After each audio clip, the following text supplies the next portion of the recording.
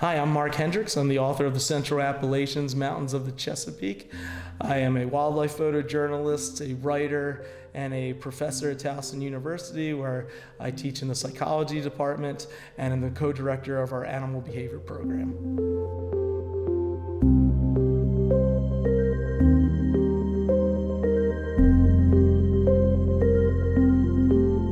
Now, the impetus for why I even came up with this idea for a book is I'm originally from Baltimore City, Maryland. And so when I got into doing more environmental and conservation photo projects, I started with my backyard, which is the Chesapeake Bay watershed. And I was always fascinated how large the Chesapeake Bay watershed is. It's the largest in North America. It's one of the largest in the world.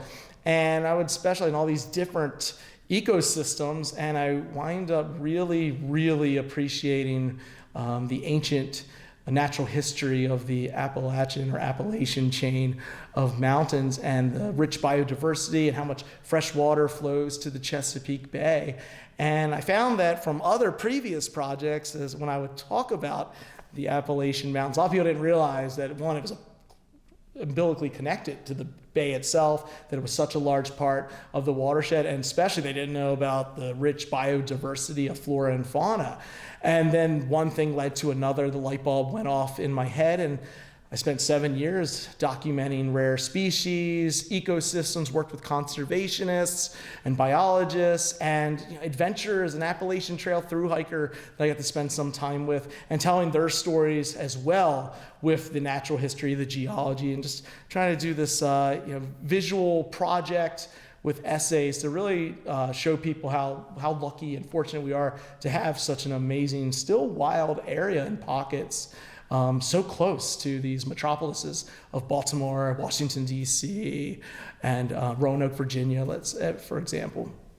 What really got me interested in pursuing this Appalachian work was actually, I really love the Rockies. I love Yellowstone Glacier, up into the Canadian Rockies, and just that the toughness and roughness of mountain regions. And then I started to realize, well, we have mountains here. So I would start spending more time and hiking the Appalachians. And then one thing led to pursuing this Chesapeake Bay watershed, because again, a lot of it, I always tell people who want to get involved with environmental storytelling, photography, writing, video work, you should always try, there's stories that can be told in your own backyard. You don't have to go somewhere far away. That can be very difficult to do and also very expensive. There's stories you can find in your own backyard. And as I spent more time in the Appalachian, I learned more about the rich biodiversity and some of the environmental issues facing the mountains and the Chesapeake Bay watershed. It wound up getting just obsessed and larger and larger. And then when I originally came up with this idea of doing this book about the Central Appalachians of the Chesapeake Bay watershed, if I showed you my notes of what I originally wanted to document compared to the final finished book, it's night and day, because of all the people I met and all the things I learned along the way over these 7 years of working with, just more things that I, again, wasn't aware of that allowed this to become the full, rich project that I hoped that it would. So I was learning more along the way working on this project. And I wanted to show the Appalachians in a light that I think anybody, not just that live in this region or the entirety of the Chesapeake Bay watershed, but anywhere, and to appreciate how amazing this most ancient chain of mountains really is. I think some of the biggest misconceptions of the Appalachian region, which there are many, but some of the ones that I found I think most fascinating for you, a listener, is that a lot of people don't realize how biodiverse the Appalachians are. They think they have to go somewhere very exotic to experience rich biodiversity, when the Appalachians are, depending on where you are in the watershed, could be only a few hours, could be less than an hour, or you could be at the foothills of the Appalachian region. And you can find some of the richest biodiversity in all of North America, especially with this idea of the microclimate regions and all these specialty species that are still found there. It's incredible, the biodiversity of flora and fauna that you can find in the Appalachians. And you don't always have to go to the Rocky Mountains or Brazil to experience that type of biodiversity. No, you can experience it right here in the Central Appalachian range. And another misconception is just how wonderful the people are.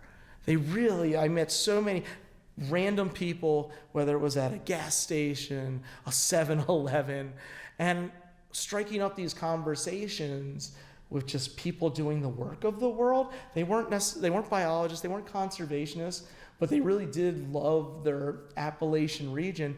And when I told them what I was doing and the eventual goal of this book project, I would get have you ever heard about this? Did you know about this? And they would share with me information that I didn't know about before, and that led to me documenting certain species, both flora and fauna, just because of the kindness of strangers that I would meet at just random pit stops throughout the Central Appalachian range. One of the coolest things I think that's involved in the Central Appalachians are these what's called a microclimate. Now, a microclimate is an ecosystem that still maintains a favorable weather patterns, let's say, that allows species that used to be found here before our time that are still found there. Case in point, there's a area that I focus in on the book quite a bit and do a story about a conservationist with the Nature Conservancy, Deborah Landau. It's called the Finzel Swamp Preserve. And why it's in the Finzel Swamp, it straddles the borders of Garrett and Allegheny counties in Maryland. And what makes the Finzel Swamp so special is it is one of these microclimates. And in that microclimate, the larch tree or tamarack still survives. And to me, I've always thought larch trees were, as a kid, so cool because to me, they were like this exotic, far removed species of the impenetrable frozen north. They're a conifer, but they're, and this is funny, a deciduous conifer, meaning their needles turn gold, just like a sugar maple would in the autumn, and then they drop them, and then just like that sugar maple, they'll come back in the springtime.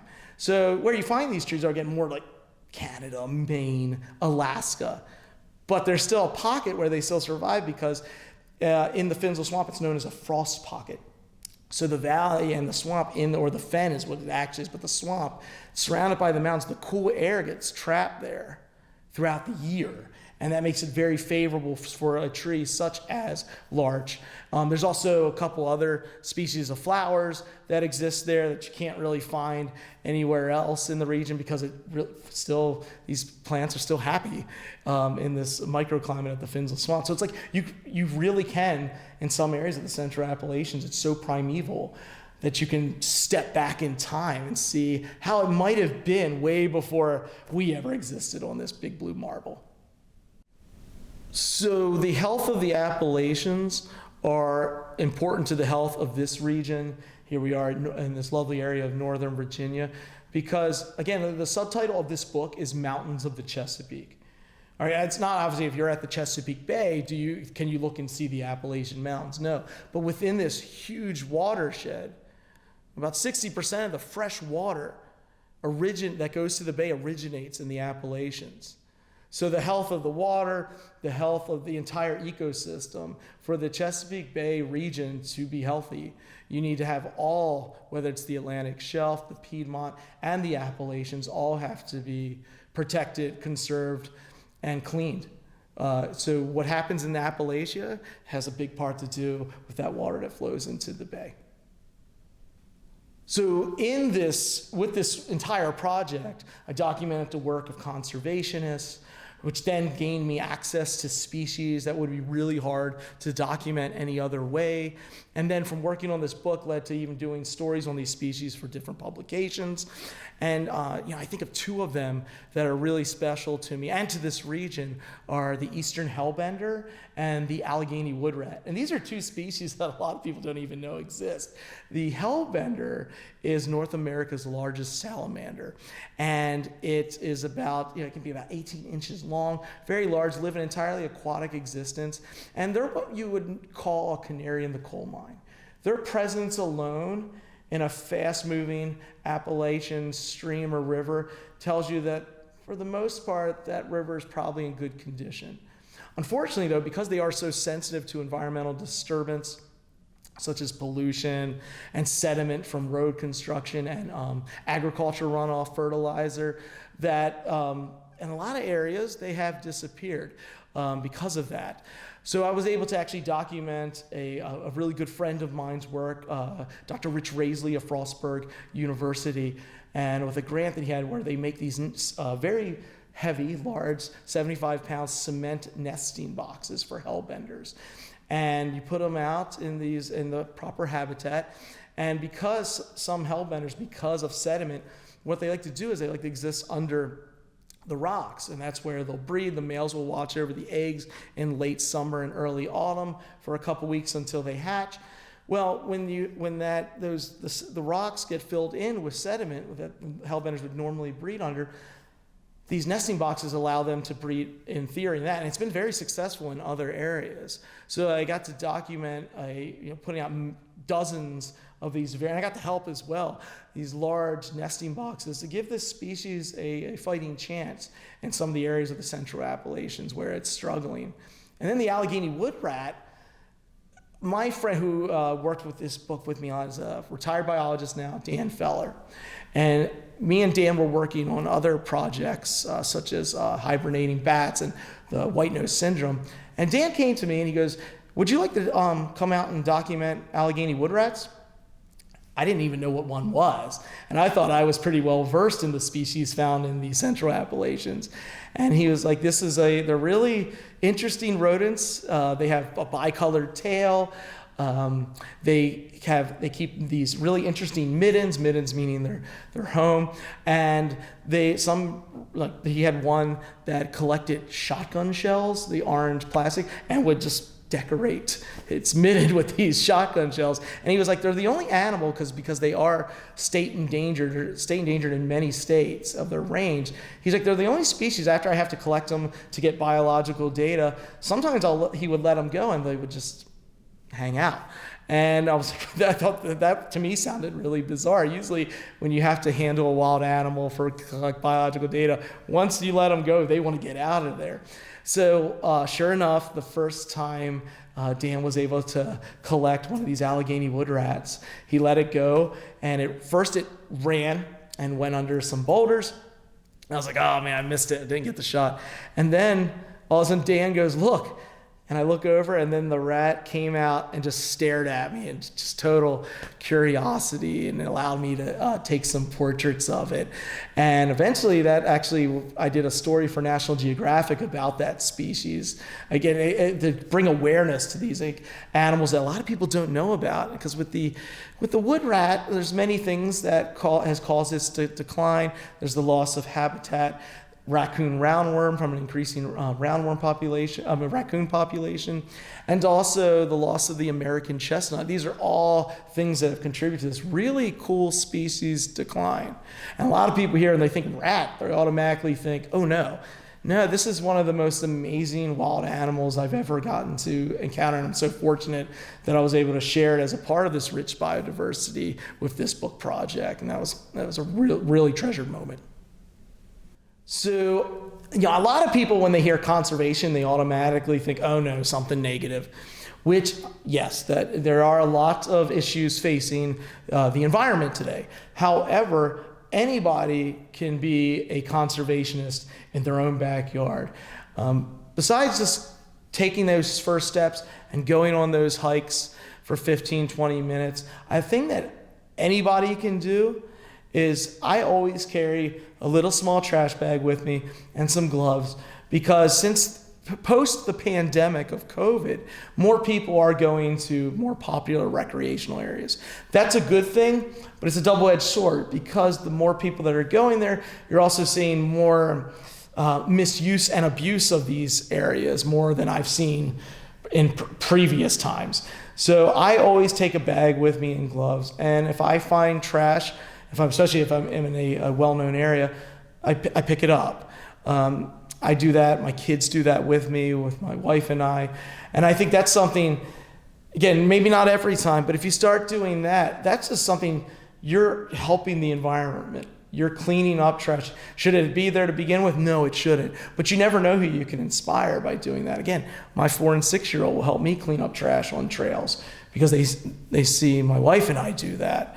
So I think, again, we go into these areas. Why? Because we want to recreate. We appreciate them.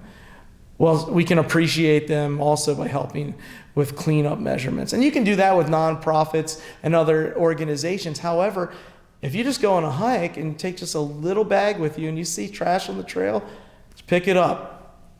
It's good for you, it's good for us, it's good for the environment, all the flora and fauna. So I think that's something anyone can do to be a part of conservation. And if a lot of people did that, that'd be a lot of trash that disappears from these very majestic regions.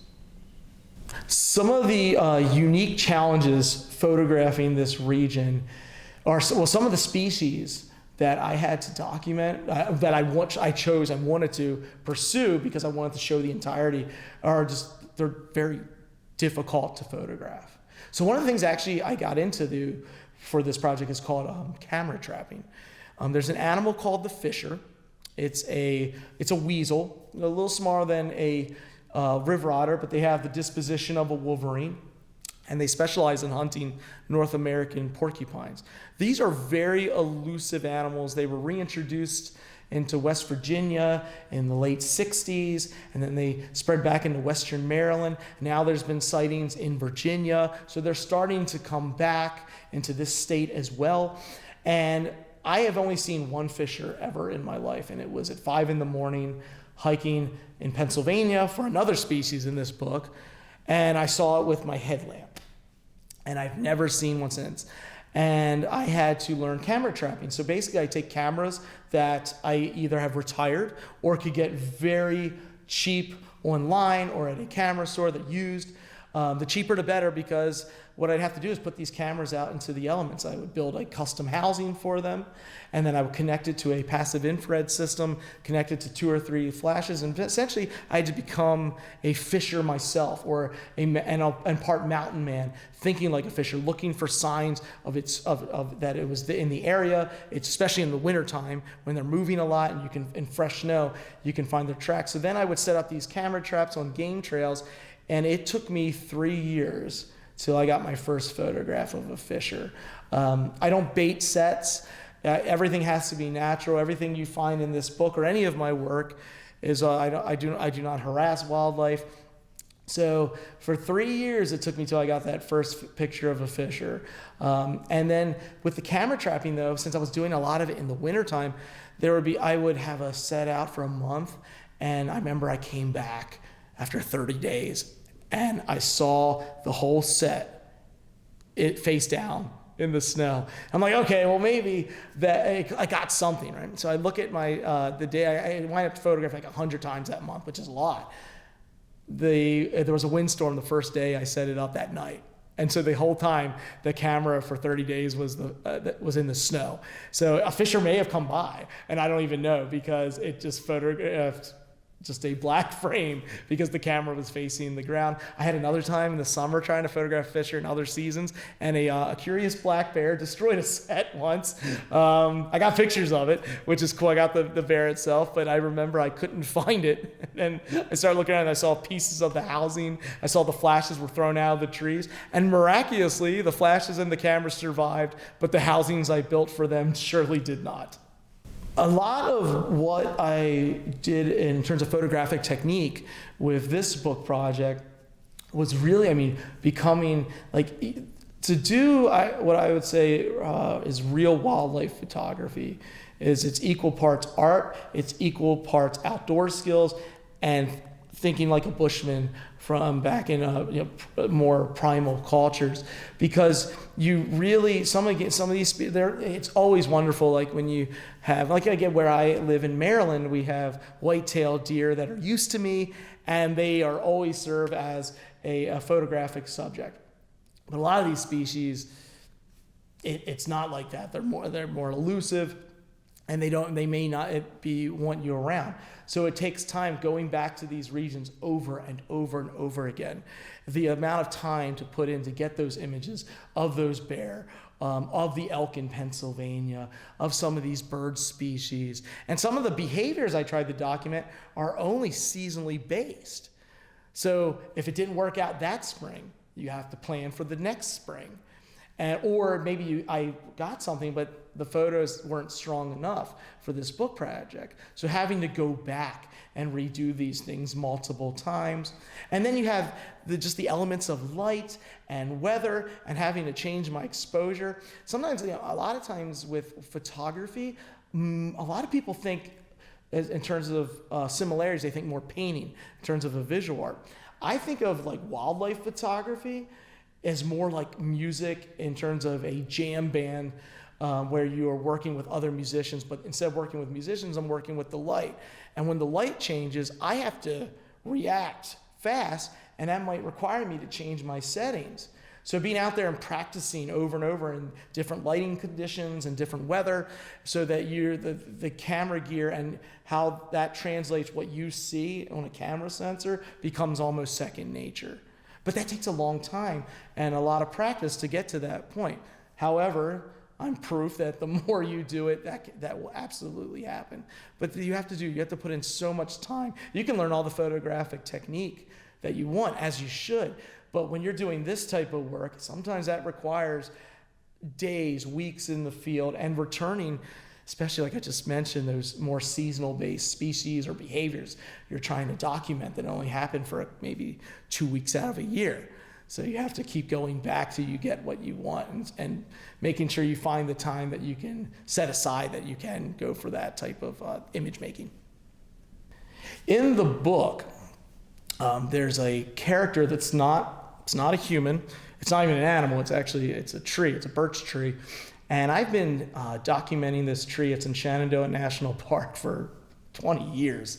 And it was originally just this tree that I just thought was beautiful, and I would photograph it.